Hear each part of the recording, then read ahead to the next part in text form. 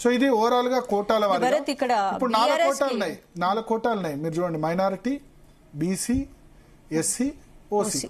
దీనిలో నాకు తెలిసి ఓసీ బీసీ అయితే కన్ఫర్మ్, ఎస్సీ మైనారిటీలో ఒకళ్ళకి అవకాశం ఇవ్వచ్చని నేను అనుకుంటున్నా. ఈ సమయంలో బీసీ లేకుండా అయితే ఎమ్మెల్సీ అనౌన్స్ చేయరని నేను అనుకుంటా. ఖచ్చితంగా బీసీ ఉద్యమం ఇంత నడుస్తున్న సమయంలో 3 ఎమ్మెల్సీలు అనౌన్స్ చేసి ఒకటి కూడా బీసీకి ఇవ్వకుంటే ఖచ్చితంగా ఇంపాక్ట్ పడుతుంది.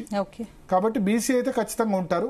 ఓసీ, ఎస్సీ, మైనారిటీల్లో ఈ మూడిట్లో ఎవరికన్నా ఇద్దరికి అవకాశం కేటగిరీల వారిగా దొరికే అవకాశం కనిపిస్తుంది. ఒకటి బీఆర్ఎస్ కి ఒకటి దక్కే అవకాశం ఉంది కదా, అది ఎవరికి వచ్చే ఛాన్స్ ఉంది? బీఆర్ఎస్ నుంచి చాలా మంది ఉన్నారు.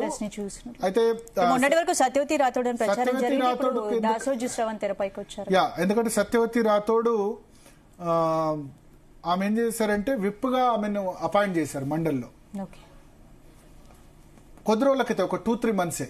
మహమూద్ అలీ పదవి కాలం అయిపోతుంది, సత్యవతి రాథోడ్ పదవి కాలం అయిపోతుంది, షేర్ సుభాష్ రెడ్డి కేసీఆర్ కు అంతరంగికంగా ఉండే ఆయన పదవి కాలం కూడా అయిపోతుంది. సో సత్యవతి రాథోడ్ ఏంటంటే ఎమ్మెల్సీ ఇచ్చి మంత్రి పదవి చేశారు ఆమెకు, లంబాడా సామాజిక వర్గానికి సంబంధించిన మహిళ. అయితే ఆమెకు టికెట్ అప్పుడు దొరకలేదు, డోర్నకల్లో రెడ్డి నాయక్ గెలిచారు కాబట్టి.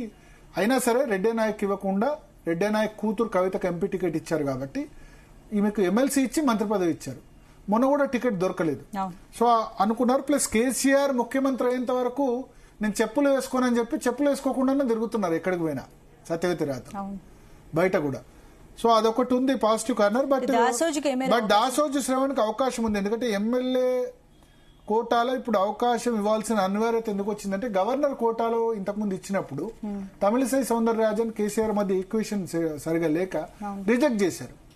తమిళిసై రిజెక్ట్ చేసింది. ఆమెతో పాటు ఎరకల కులానికి సంబంధించిన వ్యక్తిని కూడా ఇద్దరిని నామినేట్ చేశారు. దాసో శ్రవణ్ ప్లస్ ఎరకల కులానికి సంబంధించిన వ్యక్తిని నామినేట్ చేసినప్పుడు ఇద్దరిని రిజెక్ట్ చేసేసింది తమిళిసై సౌందరరాజన్. అప్పుడు తమిళిసై వర్సెస్ కేసీఆర్ ఉన్న పరిస్థితి.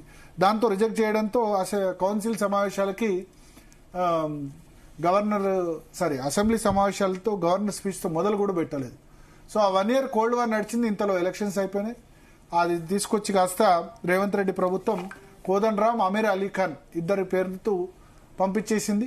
దాన్ని కోర్టులో ఛాలెంజ్ చేశారు, హైకోర్టు మొదలు స్టే ఇచ్చింది. ఆ స్టే ఇప్పుడు వెకేట్ అయింది.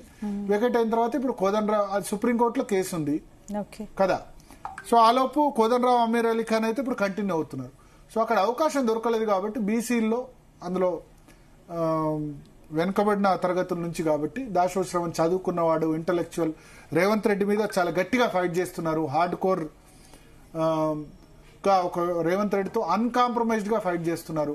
కౌన్సిల్లో అయితే వాయిస్ చాలా బాగా వినిపిస్తారు. టీవీలో మా టీవీ చర్చల్లో తెలంగాణ ఉద్యమ సమయం నుంచి కూడా ఒక విధంగా ఫేస్ ఆఫ్ ది టీఆర్ఎస్ గా ఉన్న వ్యక్తి కాబట్టి దాసో శ్రవణ్ కు అవకాశం కల్పిస్తారని చాలా మంది అనుకుంటారు. Right భరతిక, next analysis